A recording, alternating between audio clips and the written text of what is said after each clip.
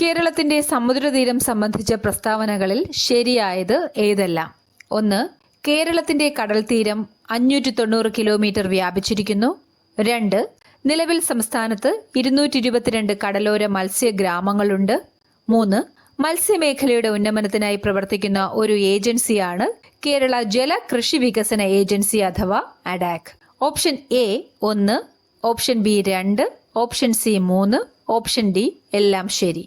ഉത്തരം option D എല്ലാം ശരി. അതായത് കേരളത്തിന്റെ കടൽത്തീരം 590 കിലോമീറ്റർ വ്യാപിച്ചിരിക്കുന്നു. നിലവിൽ സംസ്ഥാനത്ത് 222 കടലോര മത്സ്യഗ്രാമങ്ങളുണ്ട്. മത്സ്യമേഖലയുടെ ഉന്നമനത്തിനായി പ്രവർത്തിക്കുന്ന ഒരു ഏജൻസിയാണ് കേരള ജല കൃഷി വികസന ഏജൻസി അഥവാ അഡാക്. കേരളത്തിലെ വന്യജീവി സങ്കേതങ്ങളും ദേശീയോദ്യാനങ്ങളും സംബന്ധിച്ച വിവരങ്ങളാണ് ചുവടെ. ഇവയിൽ ശരിയായ ജോഡി അല്ലെങ്കിൽ ജോഡികൾ ഏതെല്ലാം? 1. മതികെട്ടാൻ ചോല വയനാട്. 2. പാമ്പാടും ചോല ഇടുക്കി. 3.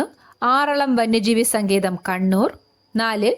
കരിമ്പുഴ വന്യജീവി സങ്കേതം കൊല്ലം. ഓപ്ഷൻ എ 1ഉം 2ഉം, ഓപ്ഷൻ ബി 3ഉം 4ഉം, ഓപ്ഷൻ സി 2ഉം 4ഉം, ഓപ്ഷൻ ഡി 2ഉം 3ഉം.